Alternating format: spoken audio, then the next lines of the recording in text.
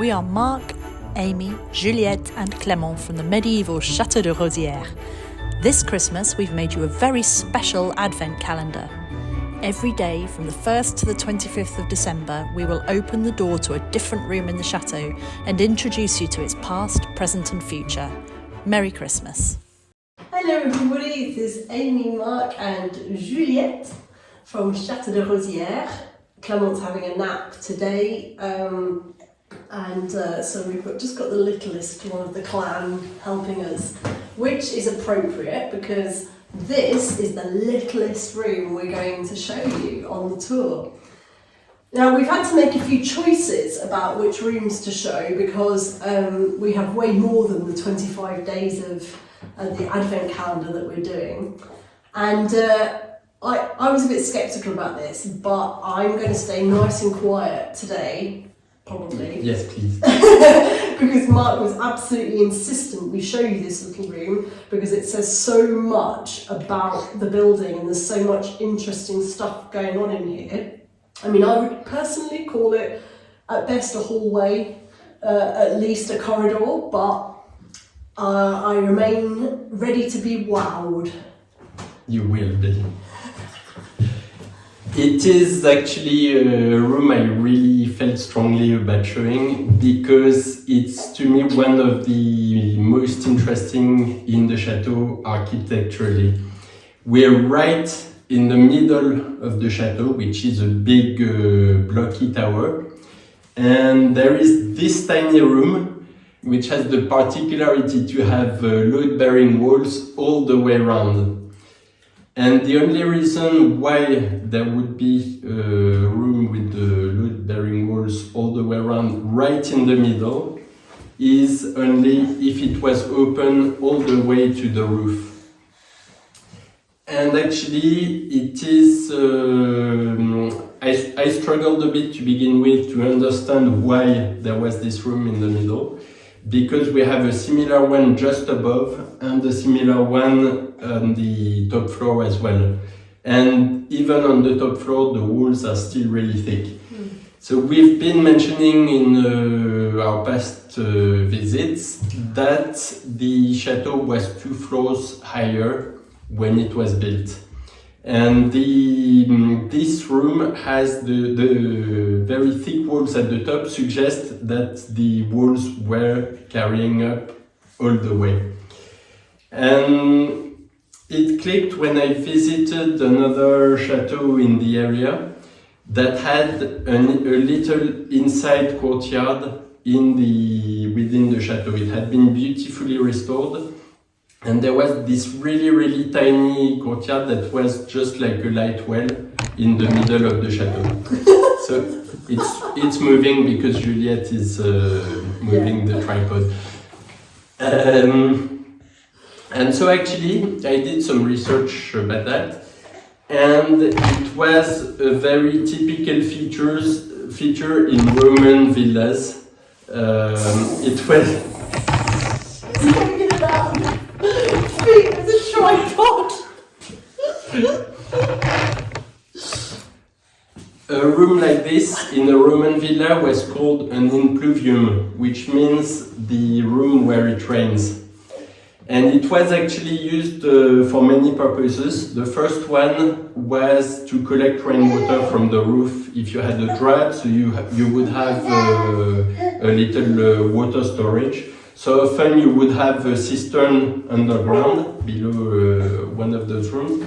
But one of the other purposes of the impluvium was also to create ventilation within the building. Because if you imagine a big fortress with hardly any windows on the outside, it's you have very thick walls everywhere. And so the air inside gets really damp, really horrible to breathe. And having a little courtyard where water can reach the ground means that it creates an island of coolness in the middle of the building, which then draws the air out of the building towards the roof. and I think actually it's the most likely explanation for the existence of this little room.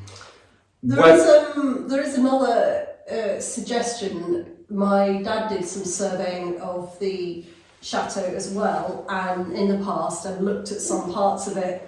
And what's undeniable is that it wasn't just one big block in the past. That there was several buildings, and some of them quite separate from each other, that were then later combined.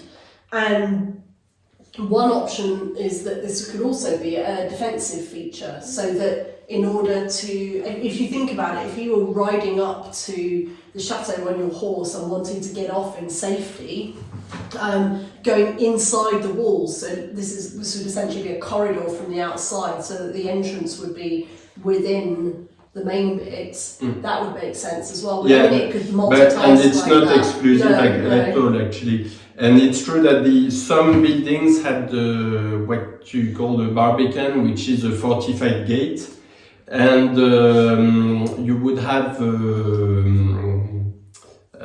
metal. Colours. And also a gate you could drop if you were being being chased. And so you would block the whole entrance, and then the enemy would you'd be able to bombard them with anything from the top floors. This room has also been amended a lot in the next centuries. For the tripod again. Because we are right next to the big dining room that we showed you at the very Day one, yeah. Yeah, on day one. And if you watch that video, you'll remember that we found a bread oven in the big fireplace. And when we tried to restore the bread oven, it had been completely blocked with the stones. And when we removed the stones, we ended up drilling a hole through through the wall into this little room, the imprivium. And so we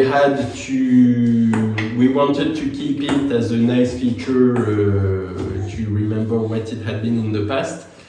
But what it also means is that when the bread oven was active, it would have been inside this room. So we know that the walls have changed here.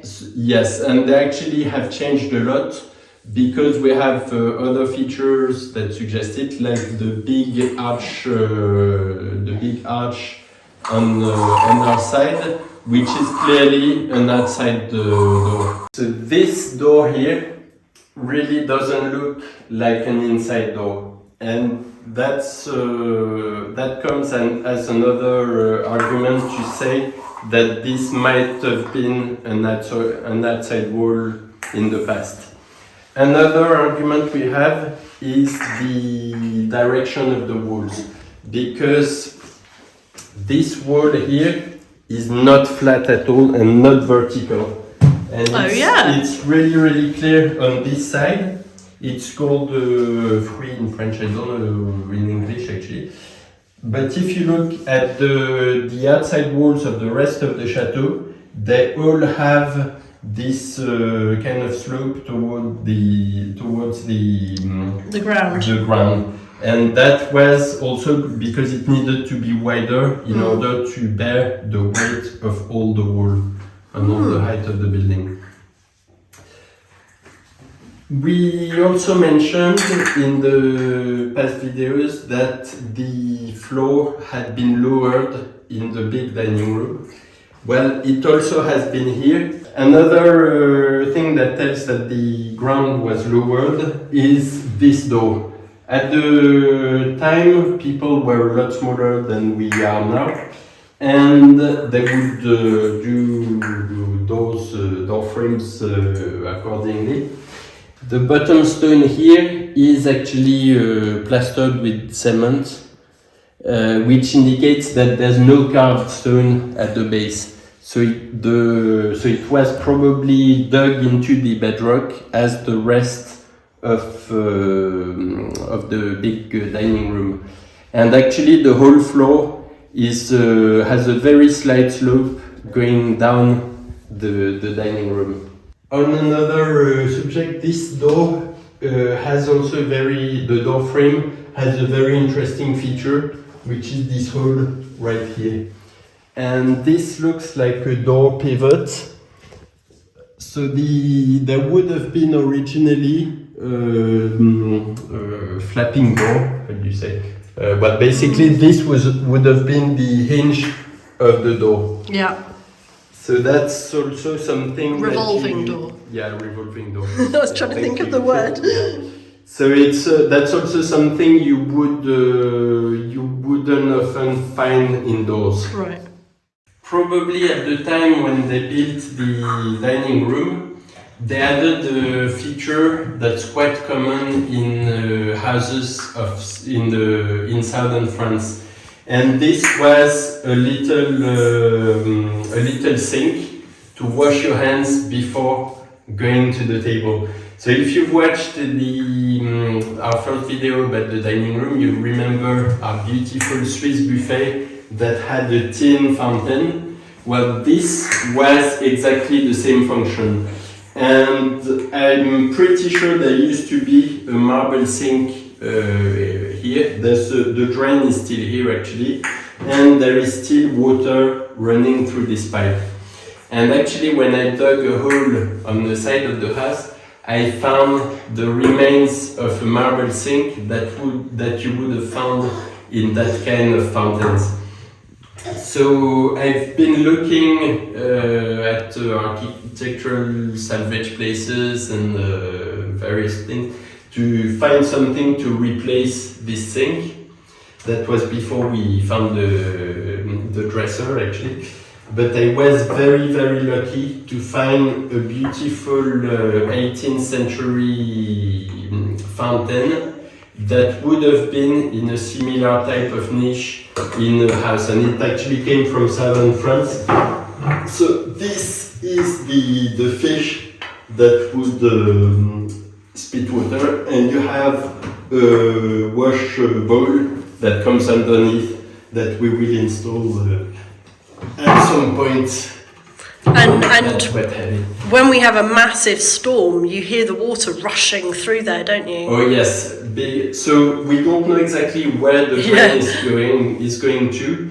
It's not going to our current septic tank, but we found a buried cistern at the back of the house. And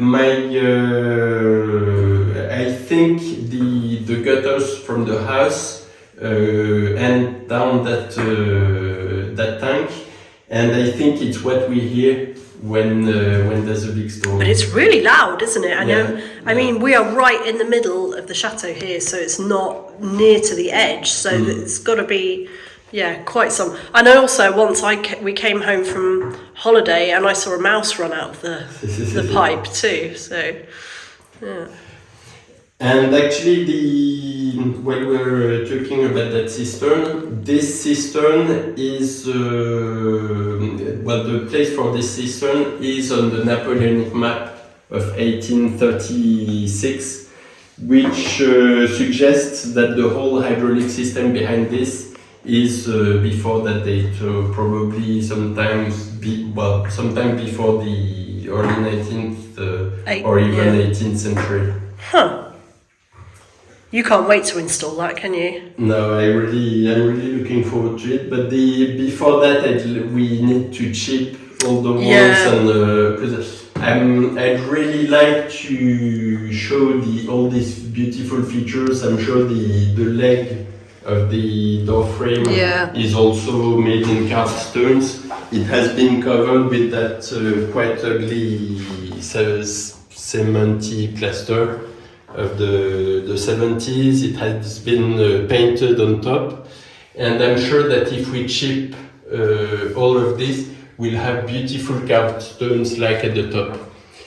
And when we chip that, I'm also very curious to find what's behind this bit of the plaster. I'm sure we'll find a lot of really beautiful stones that we will want to display.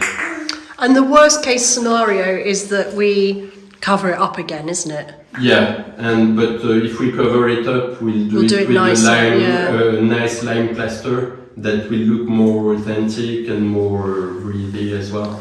One of the things we will show you in terms of this idea of chipping the walls is in the kitchen, where we've had great success with doing this. And the kitchen, I think, is going to be one of our last videos, mostly so I have time to tidy it.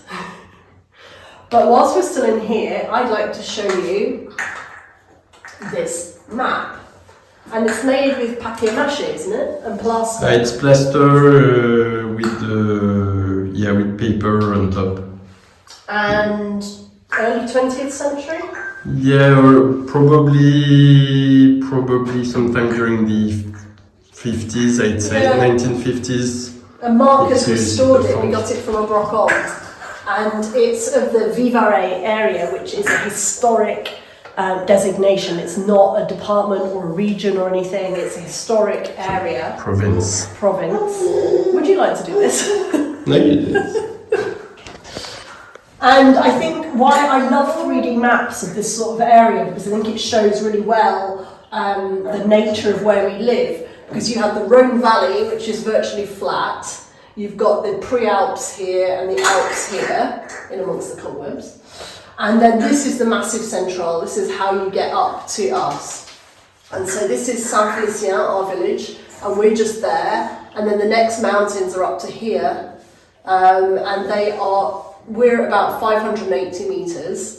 That's near sea level, isn't it, basically, the Rhone Valley? So, a couple of hundred meters. A couple of hundred metres? 200 meters, I think. It's less than that, I think. And then the next mountain up is over 1,000 metres. So there's a big ascent this way to the Massif Central. And I think that shows it quite well, the sort of topography we've got around here. I love maps. So obviously we don't have space for a lot of furniture in this room, which is really tiny. But we have a really nice brocante find, which is this 17th century credence. What's a credence? It's basically a wardrobe on legs, and it would have been typically in a dining room for putting the tinware and silverware. It was meant to be displayed. Actually, it's a bit of pity to put it against a wall as we're doing, because it's paneled like this on 4 sides. So it was meant to be put in the middle of a room, probably most likely a dining room. But I really like it. It's quite a small piece of furniture. It still has its original look of the 17th century with the beautiful ironwork, and I really love it. And it would have been used for storing all the crockery, and so it needed to be accessible not too far from the dining room. So you're absolutely right, there was an awful lot to say about this room, and in fact you've got one more thing you want to tell people about, don't you? Yeah, it was one of our additions to this room as well, which is a beautiful bell to call for dinner, to call people when the food is ready. It's a bell that you would have had in places like this, actually. It comes from the local convent of the village that closed down a couple of years ago. It's a convent that had been founded in the 18th century, and the nuns had been there since that time. And when they closed down, they sold their furniture, and we bought a few of their wardrobes and items. Mostly to keep it in the village, actually, because a lot of their wardrobes had been made locally, and we thought it was a pity that it would be spread to random brocantes, to people who wouldn't know anything about it.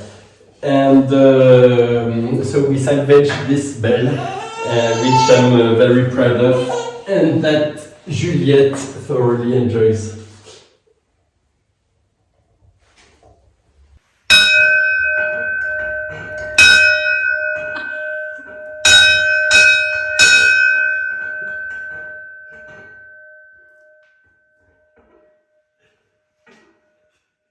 Thank you very much for watching. Don't forget to subscribe so you get notifications for our later videos. And please follow up for the rest of the Advent calendar.